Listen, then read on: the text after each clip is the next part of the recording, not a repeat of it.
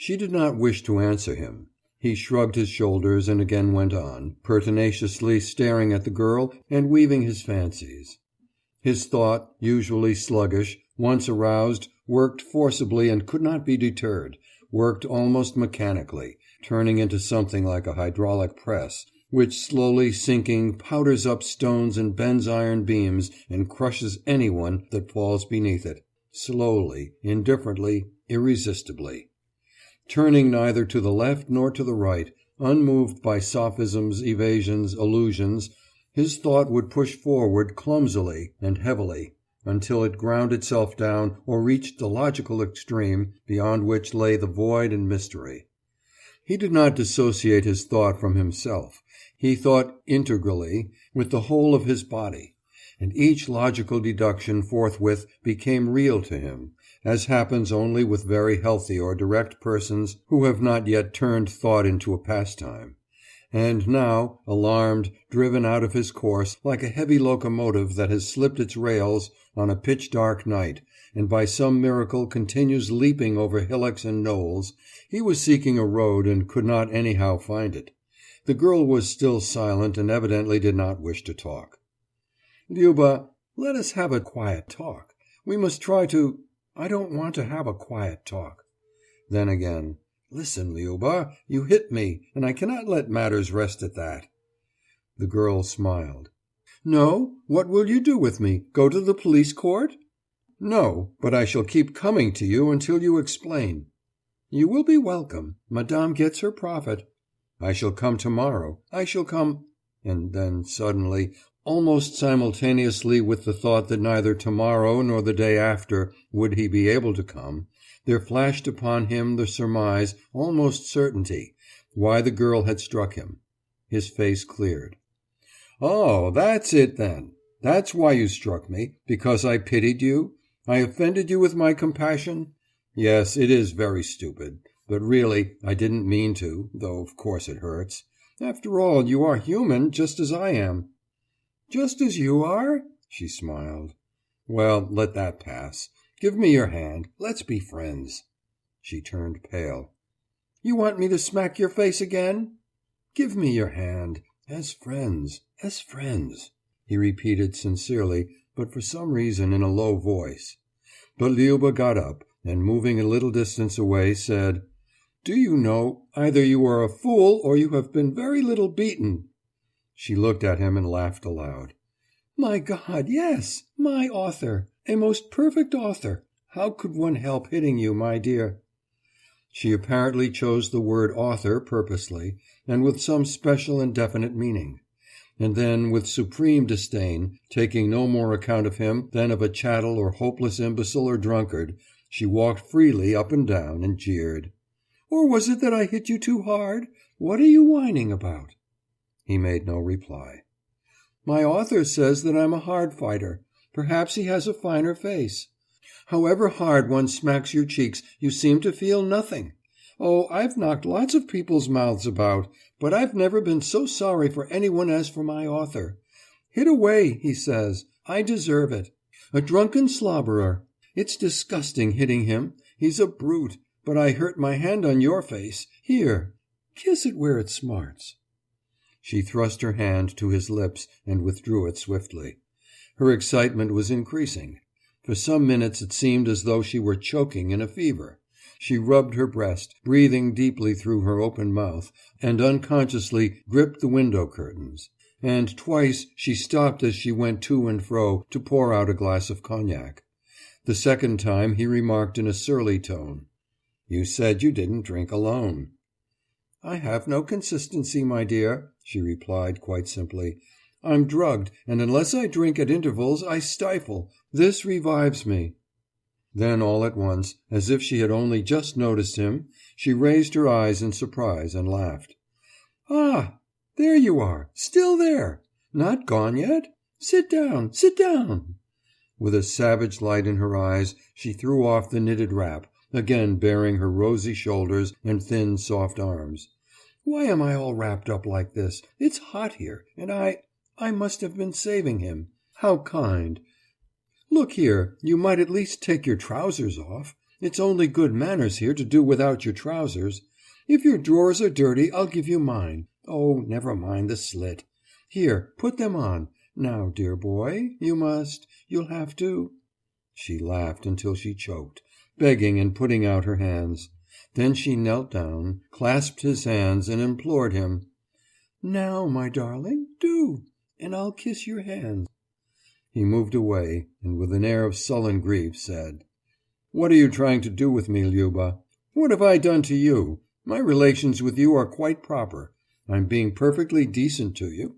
What are you doing? What is it? Have I offended you? If I have, forgive me. You know, I don't know about these things. With a contemptuous shrug of her naked shoulders, Liuba rose from her knees and sat down, breathing heavily. You mean you won't put them on? I'm sorry, but I should look. He began saying something, hesitated, and continued irresolutely, drawling his words. Listen, Liuba, it's quite true. It's all such nonsense. But if you wish it, then we can put out the light. Yes, put out the light, please, Liuba. What? The girl's eyes opened wide in bewilderment. I mean, he continued hurriedly, that you are a woman and I am... Certainly I was in the wrong. Don't think it was compassion, Liuba. No, really it wasn't. Really not, Liuba. But turn out the light, Liuba. With an agitated smile, he put out his hands to her in the clumsy, caressing way of a man who has never had to do with women. And this is what he saw. She clenched her fists with a slow effort and raised them to her chin and became, as it were, one immense gasp contained in her swelling bosom, her eyes huge and staring with horror and anguish and inexpressible contempt. What is the matter, Liuba? He asked, shattered. And with a cold horror, without unclasping her fingers, almost inaudibly, she exclaimed, Oh, you brute! My God, what a brute you are! Crimson with the shame of the reproof, and outraged in that he had himself committed outrage, he stamped furiously on the floor and hurled abuse in rough, curt words at those wide, staring eyes with their unfathomable terror and pain. You prostitute, you! You refuse? Silence! Silence! But she still quietly shook her head and repeated, My God, what a brute you are!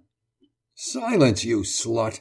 You're drunk. You've gone mad. Do you think I need your filthy body? Do you think it's for such as you that I've kept myself? Sluts like you ought to be flogged. And he lifted his hand as though to box her ears, but did not touch her. My God!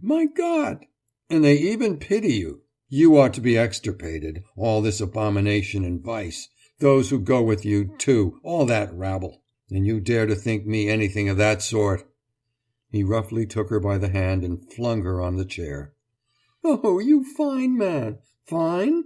Fine, are you? She laughed in a transport of delight. Fine, yes. All my life. Honorable. Pure. But you? What are you, you harlot? You miserable beast? A fine man. The delight of it was intoxicating her. Yes, fine. After tomorrow I shall be going to my death. For mankind. For you. And you? You'll be sleeping with my executioners. Call your officers in here. I'll fling you at their feet and tell them, take your carry-on. Call them in. Liuba slowly rose to her feet, and when, in a tempest of emotion, with proud, distended nostrils, he looked at her, he was met by a look as proud and even more disdainful. Even pity shone in the arrogant eyes of the prostitute. She had mounted miraculously a step of the invisible throne, and thence, with a cold and stern attention, gazed down on something at her feet, something petty, clamorous, pitiable. She no longer smiled. There was no trace of excitement. Her eyes involuntarily seemed to look for the little step on which she was standing. So conscious was she of the new height from which she looked down on all things beneath her. What are you? He repeated, without moving away, as vehement as ever, but already subdued by that calm, haughty gaze. Then, with an ominous air of conviction, behind which lay a vista of millions of crushed lives and oceans of bitter tears, and the unchecked fiery course of rebellion's cry for justice, she asked sternly, What right have you to be fine, when I am so common?" "What?" He did not understand at once, but instantly felt a dread of the gulf that yawned in all its blackness at his feet. "I have been waiting for you for a long time." "You waiting for me?" "Yes. I have been waiting for a fine man. For 5 years I have been waiting, perhaps longer. All those who came admitted they were brutes, and brutes they were. My author first said he was fine, but then admitted he was a brute too. I don't want that sort." "What then, what do you want?" "I want you, my darling. You. Yes, just such as you." She scrutinized him carefully and quietly from head to foot, and affirmatively nodded her head. "Yes, thank you for coming." Then he who feared nothing trembled. "What do you want with me?" he asked, stepping back. "It had to be a fine man, my dear, a really fine man. Those other drivellers, it's no good striking them. You only dirty your hands. But now that I have struck you, why, I can kiss my own hand. Little hand, you have hit a fine man." She smiled and did in fact 3 times stroke and kiss her right hand. He looked at her wildly, and his usually deliberate thoughts coursed with the speed of desperation. There was approaching, like a black cloud, a thing, terrible and irreparable as death. "What? What did you say?" "I said it's shameful to be fine. Didn't you know that?" "I never—" he muttered and sat down, deeply confused and no longer fully conscious of her. "Then learn it now." She spoke calmly, and only the swelling of her half-bared bosom betrayed how profound the emotion was that lay suppressed behind that myriad cry. "Do you realize it now?" "What?" He was recovering himself. "Do you realize it, I say?" "Have patience." "I am patient, my dear. I have waited 5 years. Why shouldn't I be patient for another 5 minutes?" She sat back comfortably on the chair, as though in anticipation of a rare pleasure, and crossed her naked arms and closed her eyes. "You say it's shameful to be fine?" "Yes, my pet, shameful." "But what you say is—" He stopped short in terror. "Is so. Are you afraid? Never mind, never mind. It's only at first that it's frightening." "But afterwards?" "You are going to stay with me and learn what comes afterwards." He did not understand. "How can I stay?" The girl, in turn, was startled. "Can you go anywhere now, after this? Look, dear, don't be deceitful. You're not a scoundrel like the others. You are really fine, and you will stay. It wasn't for nothing I waited for you." "You've gone mad!" he exclaimed sharply. She looked at him sternly, and even threatened him with her finger. "That's not fine. Don't speak like that. When a truth comes to you, bow down humbly before it and do not say, 'You have gone mad.' That's what my author says, 'You've gone mad.' But you be honorable." "And what if I don't stay?" he asked with a wan smile, his lips distorted and pale. "You will," she said with conviction. "Where can you go now? You have nowhere to go. You are honorable, and I saw it the moment you kissed my hand. A fool, I thought, but honorable. You are not offended that I mistook you for a fool? It was your own fault. Well, why did you offer me your innocence? You thought, 'I will give her my innocence and she will renounce it.'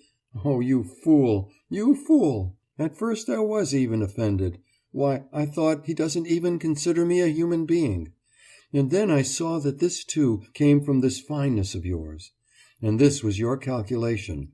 I pay her my innocence, and in return I shall be even purer than before and receive it back like a new shilling that hasn't been in circulation. I give it to the beggar and it will come back to me. No, my dear, that game is not coming off." "Not coming off?" "No, dear," she drawled, "for I am not a fool. I've seen enough of these tradespeople. They pile up millions and then give a pound to a church and imagine they have righted themselves. No, dear, you must build me an entire church. You must give me the most precious thing you have, your innocence. Perhaps you are only giving up your innocence because it has become useless to you, because it has tarnished. Are you getting married? No. Suppose you had a bride awaiting you tomorrow with flowers and embraces and love. Then would you give away your innocence or not? I don't know, he said reflectively. This is what I mean. I should have said, take my life, but leave me my honor. You would give away the cheaper of the two. But no, you must give me the dearest thing of all, the thing without which you cannot live. That and nothing else. But why should I give it away? Why? Why? Only that it may not be shameful to you. But, Liuba, he exclaimed in bewilderment, listen, you yourself are— Fine, you were going to say? I've heard that too from my author more than once. But, my dear, that is not the truth. I'm just an ordinary girl, and you will stay and then you will know it. I will not stay, he cried aloud between his teeth. Don't shriek, my dear. Shrieks avail nothing against the truth. I know that for myself. And then, in a whisper, looking straight in his eyes, she added, For God, too, is fine. Well, and then? There's no more to be said. Think it out for yourself, and I'll stop talking. It's only 5 years since I went to church, that's the truth. Truth? What truth? What was this unexplored terror that he had never met before, either in the face of death or in life itself? Truth? Square-cheeked, hard-headed, conscious only of the conflict in his soul, he sat there resting his head on his hands, and slowly turned his eyes as though from one extreme of life to the other. And life was collapsing, as a badly glued chest, rained upon in the autumn, falls into unrecognizable fragments of what had been so beautiful. He remembered the good fellows with whom he had lived his life and worked in a marvelous union of joy and sorrow, and they seemed strange to him, and their life incomprehensible and their work senseless. It was as though someone with mighty fingers had taken hold of his soul and snapped it in two, as one snaps a stick across one's knee, and flung the fragments far apart. It was only a few hours since he left there, and all his life seemed to have been spent here, in front of this half-naked woman, listening to the distant music and the jingling of spurs, and that it would always be so. And he did not know which side to turn, up or down, but only that he was opposed, tormentingly opposed, to all that had that day become part of his very life and soul. Shameful to be fine. He recalled the books which had taught him how to live, and he smiled bitterly. Books! There before him was one book, sitting with bare shoulders, closed eyes, an expression of beatitude on a pale, distracted face, waiting patiently to be read to the end. Shameful to be fine. And all at once, with unbearable pain, grief-stricken, affrighted, he realized once and for all that life was done with, that it had already become impossible for him to be fine. He had only lived in that he was fine. It had been his only joy, and his only weapon in the battle of life and death. All this was gone. Nothing was left. The dark.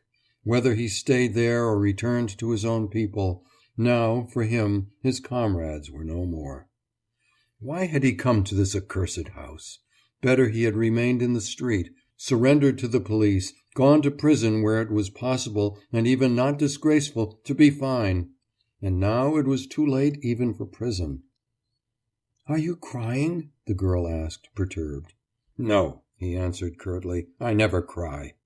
"And no need, dearie. We women can weep. You needn't. If you wept too, who would there be to give an answer to God?" She was his? This woman was his? "Liuba!" he cried in anguish. "What can I do? What can I do?" "Stay with me. You can stay with me, for now you are mine." "And they?" The girl frowned. "What sort of people are they?" "Men! Men!" he exclaimed in a frenzy. "Men with whom I used to work. It was not for myself. No, not for self-satisfaction that I bore all this, that I was getting ready to carry out this assassination." "Don't talk to me about those people," she said sternly, though her lips trembled. "Don't mention them to me or I shall quarrel with you again. You hear me?" "But what are you?" he asked, amazed. "I? Perhaps a cur, and all of us curs. But, dearie, be careful. You've been able to take shelter behind us, and so be it. But do not try to hide from truth. You will never elude her. If you must love mankind, then pity our sorry brotherhood." She was sitting with her hands clasped behind her head, in an attitude of blissful repose, foolishly happy, almost beside herself. She moved her head from side to side, her eyes half closed in a daydream, spoke slowly, almost chanting her words. "My own, my love, we will drink together, we will weep together. Oh, how delightful it will be to weep with you, dear one! I would so weep all my life. He has stayed with me. He has not gone away. When I saw him today in the glass, it burst upon me at once. This is he! My betrothed, my darling! And I do not know who you are, brother or bridegroom of mine, but oh, so closely kin, so much desired." He, too, remembered that black, dumb pair in the gilded mirror, and the passing thought, as at a funeral. And all at once the whole thing became so intolerably painful, seemed so wild a nightmare, that he ground his teeth in his grief. His thoughts traveled far back. He remembered his treasured revolver in his pocket, the 2 days of constant flight, the plain door that had no handle, and how he looked for a bell, and how a fat lackey who had not yet got his coat on straight had come out in a dirty printed linen shirt, and how he had entered, with the proprietress, into that white hall, and seen those 3 strange girls. And with it all a feeling of growing freedom came over him, and at last he grasped that he was, as he had ever been, free, absolutely free, that he could go wherever he liked. Sternly now he surveyed that strange room, severely, with the conviction of a man aroused for an instant from a debauch, seeing himself in foreign surroundings and condemning what he sees. "What is all this? How idiotic! What a senseless nightmare!" But the music was still playing on. But the woman was still sitting with her hands clasped behind her head, smiling, unable to speak, almost fainting under the load of a happiness beyond sense and experience. But this was not a dream. "What is all this? Is this truth?" "Truth, my darling. You and I inseparable." This was truth? Truth, those crumpled petticoats hanging on the wall in their bare disorder?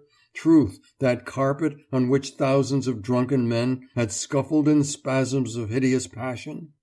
Truth, this stale, moist fragrance loathsomely cleaving to the face? Truth, that music and the jingling spurs? Truth, that woman with her pale and harassed face and smile of pitiful bliss? Again he rested his heavy head on his hands, looking askance with the eyes of a wolf at bay, and his thoughts ran on without connection. So she was truth. That meant that tomorrow and the day after he would not go, and everyone would know why he had not gone, that he had stayed with a girl, drinking, and that they would call him traitor and coward and rascal. Some would intercede for him, would guess. No, better not count on that. Better see it all as it was. All over, then? Was this the end? Into the dark? Thus, into the dark? And what lay beyond? He did not know. In the dark? Probably some new horror. But then, as yet, he did not understand their ways. How strange that one had to learn to be common. And from whom? From her? No, she was no use. She didn't know anything. He would find out for himself. One had to become really common oneself in order to... Yes, he would wreck something that was great.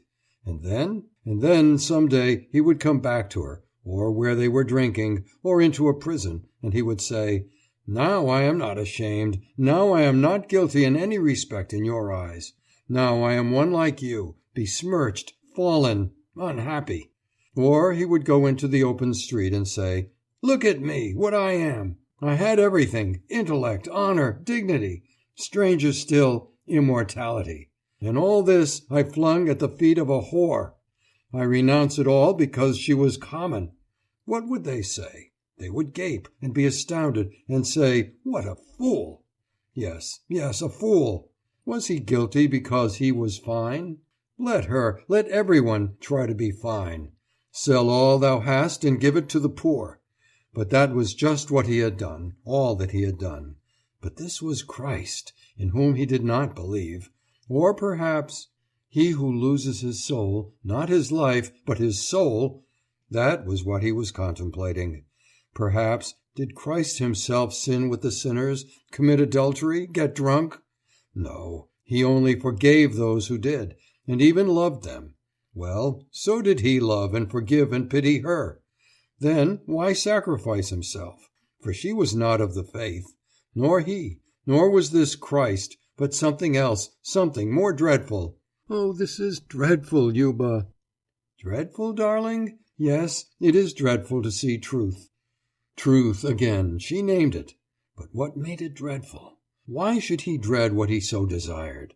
No, no, there was nothing to fear. There in the open, in front of all those gaping mouths, would he not be the highest of them all?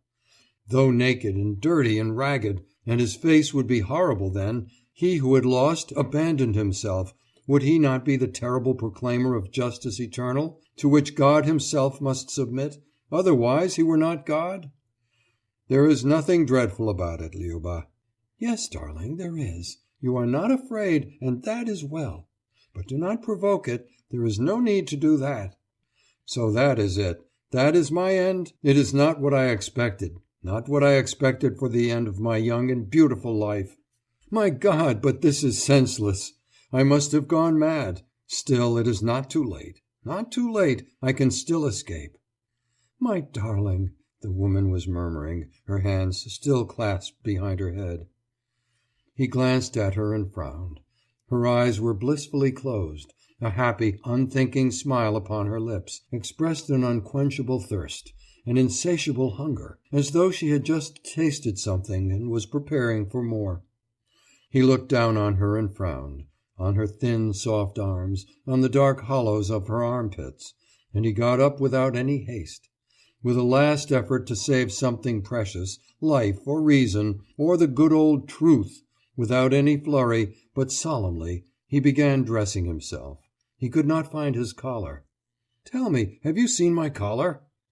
Where are you going? The woman looked round. Her hands fell away from her head, and the whole of her strained forward towards him. I am going away. You are going away? She repeated, dragging the words. You are going? Where? He smiled derisively. As if I had nowhere to go. I am going to my comrades. To the fine folk? Have you cheated me? Yes, to the fine folk. Again the same smile. He had finished dressing. He was feeling his pockets. Give me my pocketbook. She handed it to him. And my watch. She gave it to him. They had been lying together on the little table. Good-bye. Are you frightened? The question was quiet and simple. He looked up. There stood a woman, tall and shapely, with thin, almost childlike arms, a pale smile, and blanched lips, asking, Are you frightened? How strangely she could change. Sometimes forceful and even terrible, she was now pathetic and more like a girl than a woman. But all this was of no account. He stepped toward the door. But I thought you were going to stay. What? The key's in your pocket, for my sake. The lock was already creaking. Very well, then, go. Go to your comrades and... It was then, at the last moment, when he had nothing to do but to open the door and go out and seek his comrades and end a noble life with a heroic death, it was then he committed the wild, incomprehensible act that ruined his life. It may have been a frenzy that sometimes unaccountably seizes hold of the strongest and calmest minds. Or it may have been actually that, through the drunken scraping of a fiddle somewhere in that bawdy house, through the sorcery of the downcast eyes of a prostitute, he discovered a last new terrible truth of life, a truth of his own, which none other could see and understand. Whichever it were, insanity or revelation, lies or truth, this new understanding of his, he accepted it manfully and unconditionally, with that inflexible spirit which had drawn his previous life along one straight, fiery line, directing its flight like the feathers on an arrow. He passed his hand slowly, very slowly, over his hard, bristly skull, and without even shutting the door, simply returned and sat in his former place on the bed. His broad cheekbones, his paleness, made him look more than ever a foreigner. "What's the matter? Have you forgotten something?" The girl was astonished. She no longer expected anything. "No." "What is it? Why don't you go?" Quietly, with the expression of a stone on which life has engraved one last commandment, grim and new, he answered, "I do not wish to be fine." She still waited, not daring to believe, suddenly shrinking from what she had so much sought and yearned for. She knelt down. He smiled gently, and in the same new and impressive manner stood over her and placed his hand on her head and repeated, "I do not want to be fine." The woman busied herself swiftly in her joy. She undressed him like a child, unlaced his boots, fumbling at the knots, stroked his head, his knees, and never so much as smiled, so full was her heart. Then she looked up into his face and was afraid. "How pale you are! Drink something at once. Are you feeling ill, Peter?" "My name is Alexis." "Never mind that. Here, let me give you some in a glass. Well, take care then. Don't choke yourself. If you're not used to it, it's not so easy out of a glass." She opened her mouth, seeing him drink with slow, skeptical gulps. He coughed.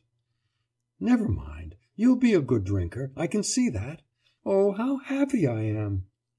With an animal cry she leapt on him, and began smothering him with short, vigorous kisses, to which he had no time to respond. It was funny. She was a stranger, yet kissed so hard. He held her firmly for a moment, held her immovable, and was silent a while, himself motionless, held her as though he too felt the strength of quiescence, the strength of a woman, as his own strength. And the woman, joyously, obediently, became limp in his arms.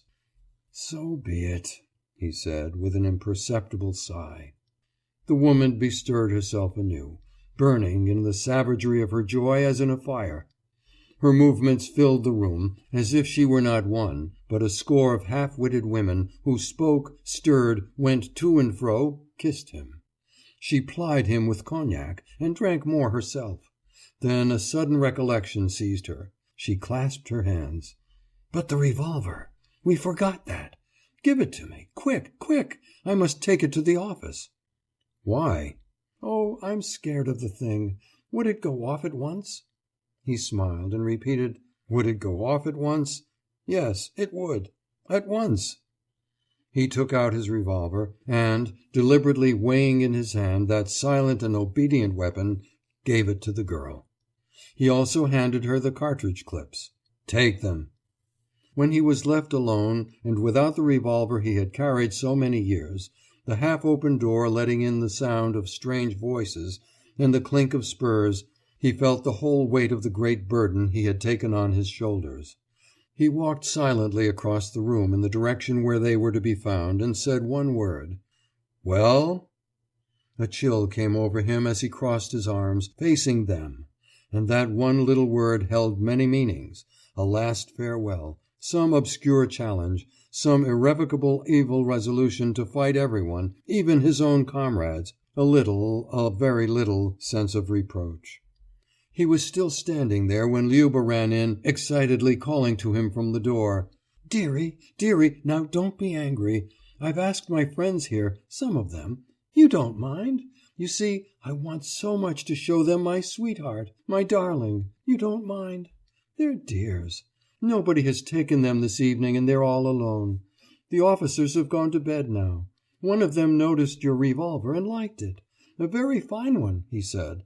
You don't mind? You don't mind, dear?" And the girl smothered him with short, sharp kisses. The women were already coming in, chattering and simpering, 5 or 6 of the ugliest or oldest of the establishment, painted, with drooping eyes, their hair combed up over their brows. Some of them affected attitudes of shame, and giggled.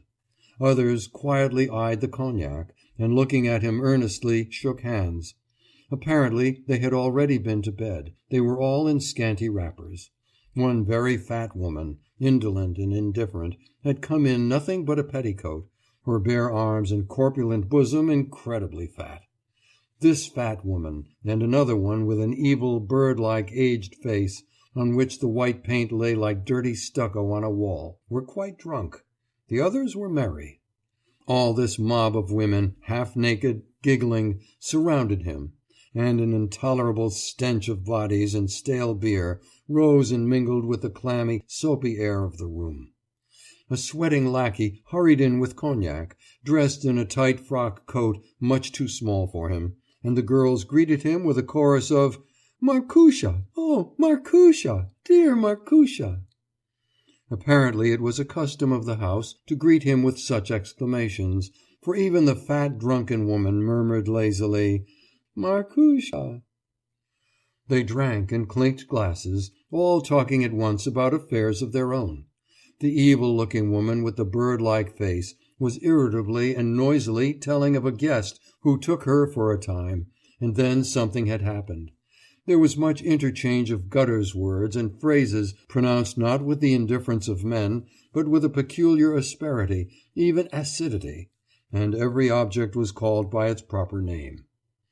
At first they paid little heed to him, and he maintained an obstinate silence, merely looking on. Liuba, full of her happiness, sat quietly beside him on the bed, one arm about his neck, herself drinking little, but constantly plying him, and from time to time whispering in his ear, "Darling." He drank heavily, but it did not make him tipsy. What was happening in him was something different, something which strong alcohol often secretly effects. While he drank and sat there silent, the work was going on in him, vast, destructive, swift, and numbing. It was as though all he had known in his past life, all he had loved and meditated, talks with companions, books, perilous and alluring tasks, was noiselessly being burned, annihilated without a trace, and he himself not injured in the process, but rather made stronger and harder. With every glass he drank he seemed to return to some earlier self of his, to some primitive rebel ancestor, for whom rebellion was religion and religion rebellion. Like a color being washed away in boiling water, his foreign bookish wisdom was fading and was being replaced by something of his very own, wild and dark as the black earth, from whose bleak stretches, from the infinitudes of slumbering forest and boundless plain, blew the wind that was the life-breath of this ultimate blind wisdom of his, and in this wind could be heard the tumultuous jangling of bells, and through it could be seen the blood-red dawn of great fires, and the clank of iron fetters, and the rapture of prayer, and the satanic laughter of myriad giant throats, and above his uncovered head the murky dome of the sky. Thus he sat, broad-cheeked, pallid, already quite at home with these miserable creatures racketing around him. And in his soul, laid waste by the conflagration of a desolated world, there glowed and gleamed, like a white fire of incandescent steel, one thing alone, his flaming will. Blind now and purposeless, it was still greedily reaching out afar, while his body, undisturbed, was secretly being steeled in the feeling of limitless power and ability to create all things or to shatter all things at will. Suddenly he hammered on the table with his fist. "Drink, Liubka, drink!" And when, radiant and smiling, she had poured herself out a drink, he lifted his, and cried aloud, "Here's to our brotherhood!" "You mean them?" whispered Liuba. "No, to these, to our brotherhood, to the blackguards, brutes and cowards, to those who are crushed by life, to those perishing from syphilis, to—" The other girls laughed, the fat one indolently objecting. "Oh, come, that's going a bit too far, my dear." "Hush," said Liuba, turning very pale. "He is my betrothed." "To those who are blind from birth, ye who can see, pluck out your eyes, for it is shameful," and he banged on the table. "It is shameful for those who have sight to look upon those who are blind from birth. If with our light we cannot illumine all the darkness, then let us put out the signal fires, let us all crawl in the dark. If there be not paradise for all, then I will have none of it for myself." And this, girls, this is no part of paradise, but simply and plainly a piggery. A toast, girls, that all the signal fires be extinguished. Drink! To the dark!" He staggered a little as he drank off his glass. He spoke rather thickly, but firmly, precisely, with pauses, enunciating every syllable. Nobody understood his wild speech, but they found him pleasing in himself, his pale figure and his peculiar quality of wickedness. Then Liuba suddenly took up the word, stretching out her hands. "He is my betrothed. He will stay with me. He was virtuous and had comrades, and now he will stay with me." "Come and take Markusha's place," the fat woman drawled. "Shut up, Manka, or I'll smash your face. He will stay with me. He was virtuous." "We were all virtuous once," the evil old woman grumbled, and the others joined in. "I was straight 4 years ago. I'm an honorable woman still, I swear to God." Liuba was nearly weeping. "Silence, you sluts! You had your honor taken from you, but he gives it to me himself. He takes it and gives it for my honor. But I don't want honor. You're a lot of... and he's still an innocent boy." She broke into sobs. There was a general outburst of laughter. They guffawed as only the drunken can, without any restraint.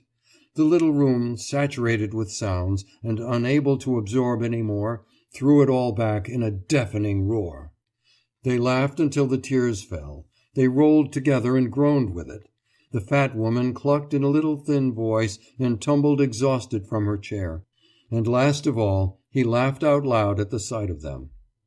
It was as though the satanic world itself had foregathered there to laugh to its grave that little sprig of virtue, the dead innocence itself joining in the laughter. The only one who did not laugh was Liuba. Trembling with agitation, she wrung her hands and shouted at them, and finally flung herself with her fists on the fat woman, who even with her beam-like arms could hardly ward off her blows. "So be it!" he shouted in his laughter, but the others could hear nothing. At last the noise died down a little. "So be it!" he cried a second time. "But peace! Silence! I have something to show you." "Leave them alone," said Liuba, wiping her tears away with her fist. "We must get rid of them."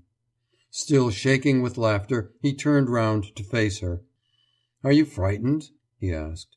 "Was it honor you wanted after all? You fool! It's the only thing you ever have wanted. Leave me alone."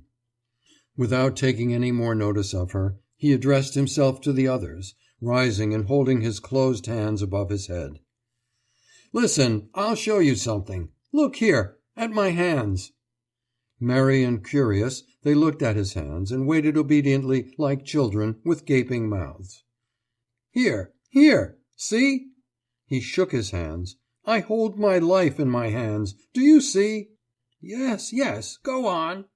"My life was noble, it was. It was pure and beautiful. Yes, it was. It was like those pretty porcelain vases. And now look, I fling it away." He let fall his hands, almost with a groan. And all their eyes looked downwards, as though there really lay something down there, something delicate and brittle, that had been shattered into fragments, a beautiful human life. "Trample on it now, girls. Trample it to pieces until not a bit of it is left." Like children enjoying a new game, with a whoop and a laugh, they leapt up and began trampling on the spot where lay the fragments of that invisible, dainty porcelain, a beautiful human life. Gradually a new frenzy overcame them.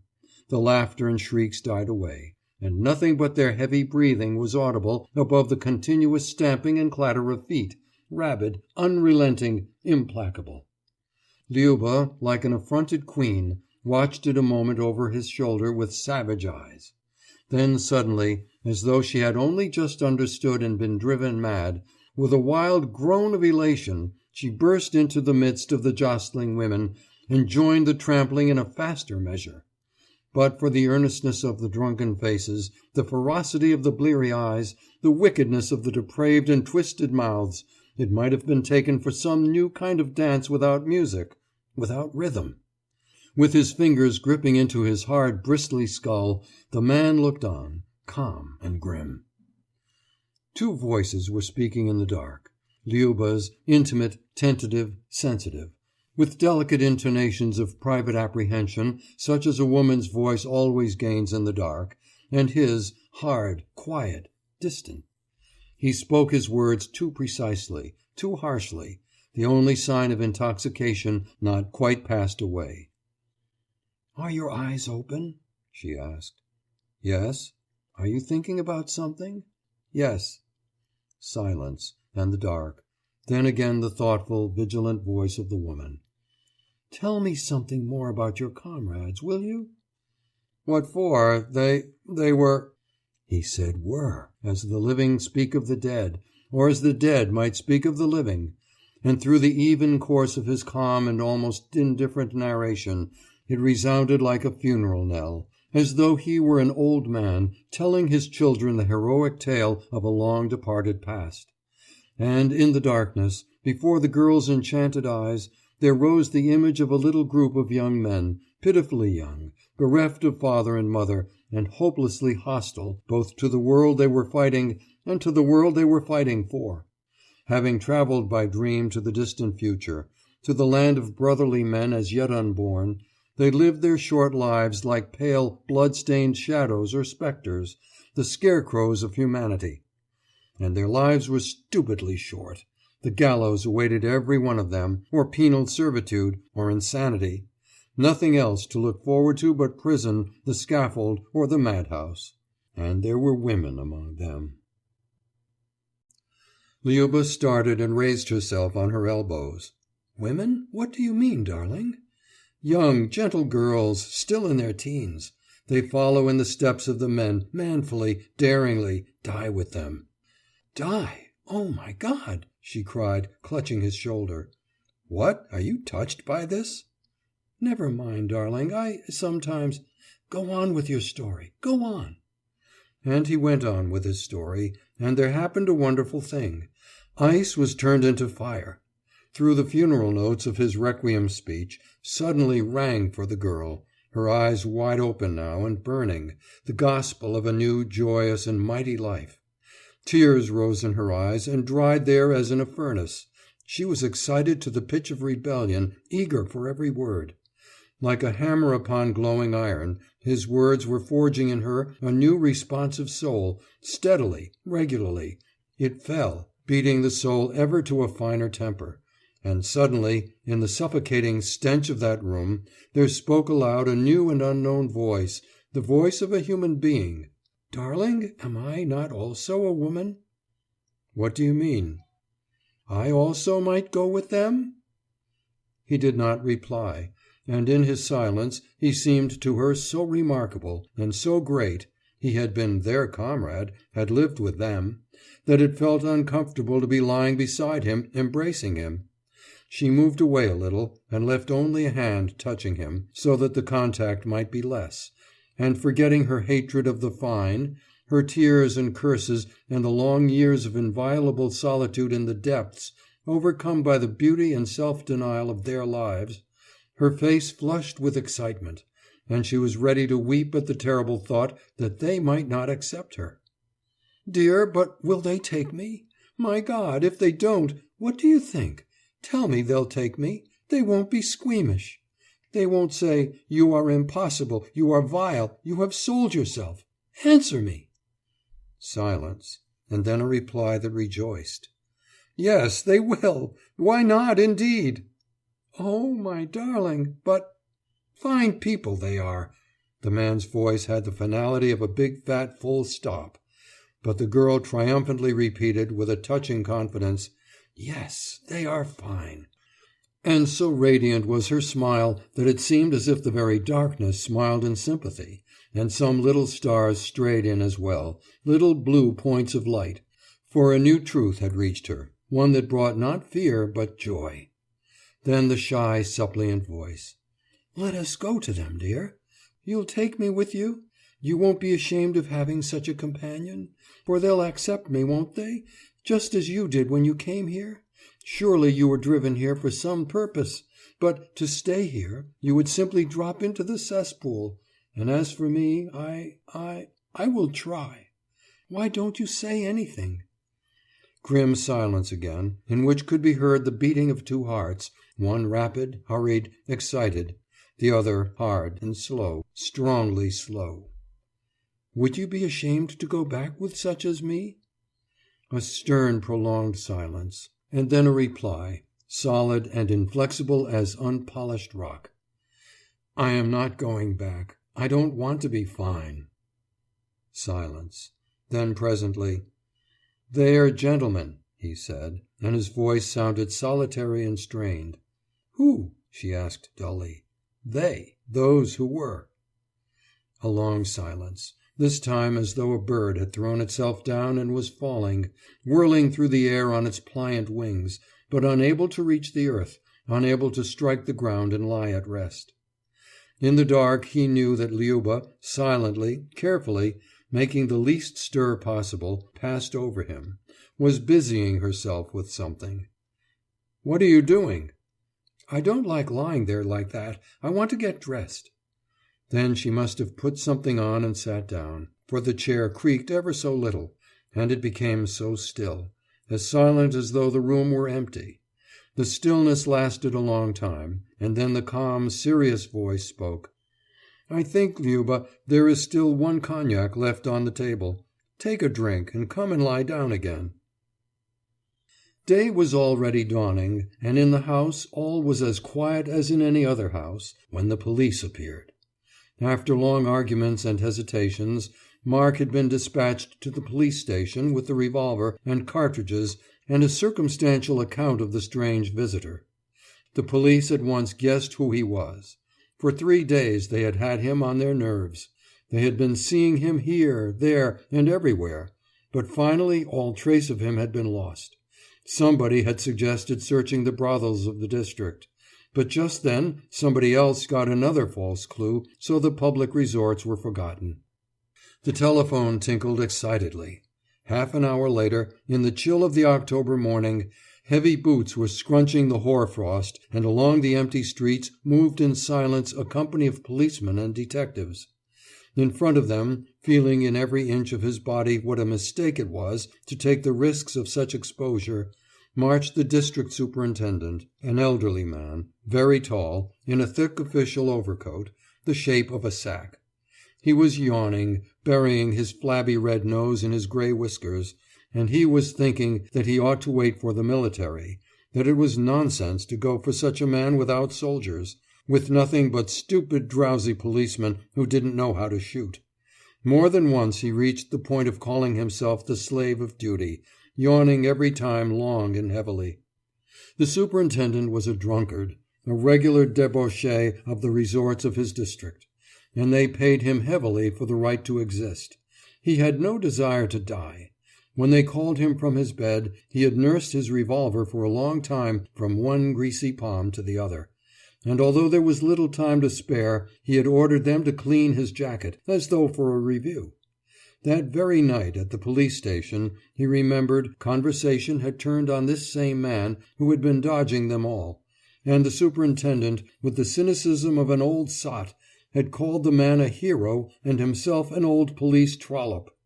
When his assistants laughed, he had assured them that such heroes must exist, if only to be hanged. "You hang him, and it pleases you both. Him because he is going straight to the kingdom of heaven, and you as a demonstration that brave men still exist. Don't snigger, it's true." On that chill October morning, marching along the cold streets, he appreciated clearly that the talk of yesterday was lies, that the man was nothing but a rascal. He was ashamed of his own boyish extravagance. "A hero, indeed," the superintendent prayerfully recanted. "Lord, if he so much as stirs a finger, the blackguard, I'll kill him like a dog. By God, I will." And that set him thinking why he, the superintendent, an old man full of gout, so much desired to live. Because there was hoar-frost on the streets? He turned round and shouted savagely, "Quick march there! Don't go like sheep!" The wind blew into his overcoat. His jacket was too wide and his whole body quivered in it like the yolk of an egg in a stirring basin. He felt as if he was suddenly shrinking. The palms of his hands, despite the cold, were still sweaty. They surrounded the house as though they had come to take not one sleeper but a host in ambush. Then some of them crept along the dark corridor on tiptoe to the fearsome door.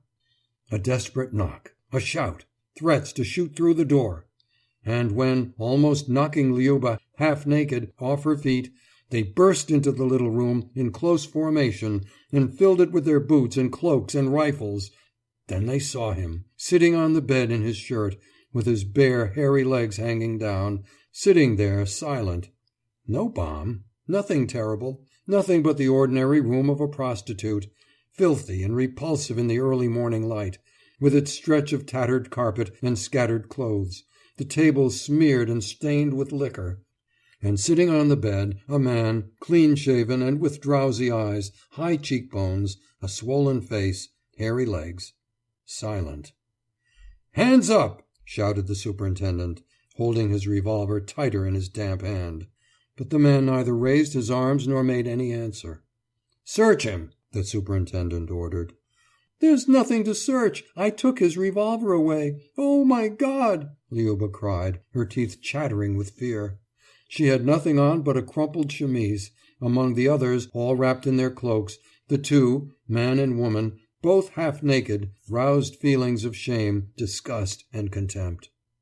They searched his clothing, ransacked the carpet, peered into the corners, into the cupboard, and found nothing. "I took his revolver from him," Liuba thoughtlessly insisted. "Silence, Liubka!" the superintendent shouted. He knew the girl well, had spent 2 or 3 nights with her. He believed her, but his relief was so unexpected that out of sheer pleasure he wanted to shout and command and show his authority. "Your name?" "I shall not say. I shall not answer any questions at all." "All right, sir, all right," the superintendent replied ironically, but somewhat abashed. Then he looked again at the naked hairy feet and at the girl shuddering in the corner, and suddenly became suspicious. "Is this the right man?" he said, taking a detective aside. "Something seems—" The detective went and stared closely in the man's face, then nodded his head decisively.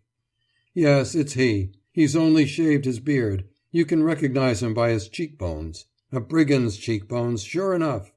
And look at the eyes, too. I could pick him out of 1,000 by his eyes. His eyes? Let me see the photograph." He took a long look at the unfinished proof photograph of a man, very handsome, wonderfully pure and young, with a long bushy Russian beard. The expression on the face was the same, not grim, but very calm and bright. The cheekbones were not markedly prominent. "You see, his cheekbones don't stand out like—" "They are concealed by the beard, but if you feel under it with the eye—" "It may be, but—" "Is he a hard drinker?" The detective, tall and thin, with a yellow face and sparse beard, himself a hard drinker, smiled patronizingly. "There's no drinking among them." "I know there isn't, but still—" The superintendent approached the man. "Listen. Were you an accomplice in the murder of N—" It was a very important and well-known name. But the man remained silent and only smiled, and fidgeted with one hairy leg. The toes were bent and distorted by boots. "You are being examined." "You may as well leave him alone. He won't reply. We'd better wait for the captain and prosecutor. They'll make him talk." The superintendent smiled, but in his heart, for some reason, he felt the shrinking again. They had been tearing up the carpet. They had upset something, and there was a very unpleasant smell in the ill-ventilated room. "What filth!" thought the superintendent, though in the matter of cleanliness he was by no means nice. And he looked with disgust at that naked swinging foot. So he is still fidgeting with his foot, he thought. He turned round. A young policeman, with pure white eyelashes and eyebrows, was sneering at Liuba, holding his rifle with both hands as a village night watchman holds his staff. "Well, Liubka," the superintendent cried, approaching her, "why didn't you report at once who you had with you, you bitch?" "Oh, I was—" The superintendent smacked her face twice, quite neatly, first on one cheek, then on the other. "Take that, then. I'll show you." The man's brows went up, and the foot ceased swinging. "So you don't like that, young fellow?" The contempt of the superintendent was growing apace. What are you going to do about it? You kissed this face, didn't you? And we'll do what we damn well—" He laughed, and the policeman smiled in some agitation. And what was more surprising, even the downtrodden Liuba laughed. She looked at the old superintendent in a friendly way, as though she enjoyed his jokes and jollity.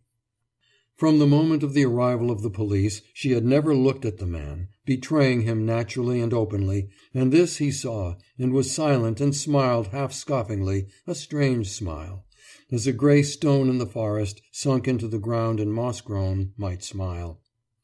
Half-dressed women were crowding about the door, amongst them some of those who had visited them.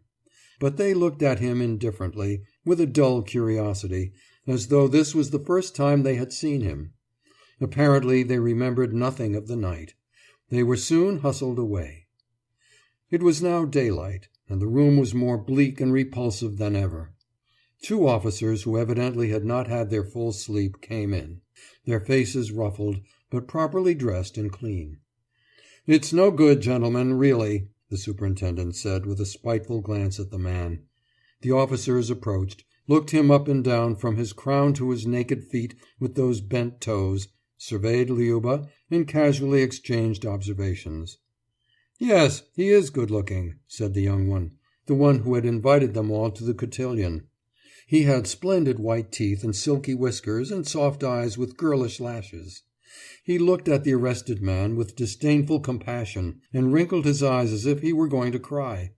There was a corn on the left little toe. Somehow it was horrible and disgusting to see that little yellow mound. And the legs were dirty. "This is a fine pass for you to come to, sir," he said, shaking his head, and painfully contracting his brows. "So that's how it is, Mr. Anarchist? You're no better than us sinners with the girls? The flesh was weak, eh?" jeered the other, the elder.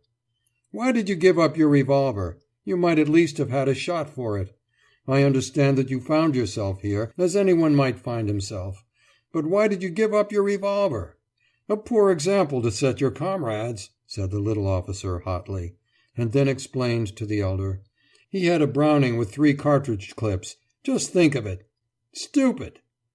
But the man, smiling contemptuously from the height of his new, unmeasured, and terrible truth, looked on the little excited officer, and indifferently kept on swinging his leg. The fact of his being nearly naked, of having dirty hairy legs with bent and crooked toes, gave him no sense of shame. Had they taken him just as he was and planted him in the most populous square of the city, in front of all the men and women and children, he would have gone on dangling that hairy leg with the same equanimity, smiling the same disdainful smile.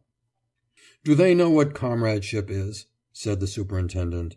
He was savagely looking askance at that swaying leg, and indolently trying to dissuade the officers. "It's no good talking to him, gentlemen, I swear, no good. You know the kind of thing, instructions."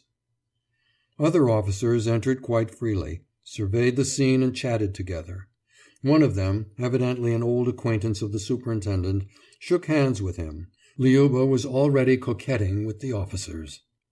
"Just imagine! A Browning with 3 clips, and, like a fool, he gave it up," the little officer was relating. "I can't understand that." "You, Misha, will never understand this. For, after all, they are no cowards. You, Misha, are an idealist, and the milk is not yet dried on your lips." "Samson and Delilah," one short, snuffling officer said ironically. He had a little drooping nose and thin whiskers combed back and upwards. "Oh, Delilah, what a smiler!" They laughed. The superintendent, smiling pleasantly and rubbing his flabby red nose downwards, suddenly approached the man and stood as if to screen him from the officers, with his own carcass encased in the loose hanging coat, and he murmured under his breath, rolling his eyes wildly, "Shameful, sir! You might at least have put your drawers on, sir! Shameful! And a hero, too! Involved with a prostitute, with this carrion flesh! What will your comrades say of you, eh, you cur?" Liuba, stretching her naked neck, heard him. They were together now, side by side, these 3 plain truths of life, the corrupt old drunkard who yearned for heroes, the dissolute woman into whose soul some scattered seeds of purpose and self-denial had fallen, and the man. After the superintendent's words, he paled slightly, and seemed to wish to say something, but changed his mind and smiled, and went on swinging that hairy leg. The officers wandered off. The police accommodated themselves to the situation, to the presence of the half-naked couple, and stood about sleepily, with that absence of visible thought which renders the faces of all guards alike. The superintendent put his hands on the table and pondered deeply and sadly that he would not get a nap today, that he would have to go to the station and set matters on foot. But something else made him even more melancholy and weary. "May I dress myself?" asked Liuba. "No." "I'm cold." "Never mind. Sit as you are." The superintendent didn't even look at her. So she turned away, and stretching out her thin neck, whispered something to the man, softly, with her lips only. He raised his brows in inquiry, and she repeated, "Darling, my darling." He nodded, and smiled affectionately. Then, seeing him smile to her so gently, though plainly forgetting nothing, seeing him, who was so handsome and proud, naked and despised by all, with his dirty bare legs, she was suddenly flushed with a feeling of unbearable love and demoniac blind wrath. She gasped and flung herself on her knees on that damp floor, and embraced those cold hairy feet. "Dress yourself, darling," she murmured in an ecstasy. "Dress yourself." "Liubka, stop this!" The superintendent dragged her away. "He's not worth it." The girl sprang to her feet. "Silence, you old profligate! He's better than the whole lot of you put together." "He's a swine." "You're a swine." "What?" The superintendent promptly lost his temper. "Tackle her, my man! Hold her down! Leave your rifle alone, you blockhead!" "Oh, darling, why did you give up your revolver?" the girl moaned, struggling with the policeman. "Why didn't you bring a bomb? We might have, them all to—" "Gag her!" The panting woman struggled desperately, trying to bite the rough fingers that were holding her. The policeman with the white eyelashes, disconcerted, not knowing how to fight a woman, was seizing her by her hair, by her breasts, trying to fling her on the ground and sniffing in his desperation. From the corridor new voices were heard, loud, unconcerned, and the jangle of a police officer's spurs. A sweet, sincere, baritone voice was leading, as though a star was making his entrance, and now at last the real and serious opera was about to commence. The superintendent pulled his coat straight. End of The Dark by Leonid Andreyev. Recording by Lee Smalley.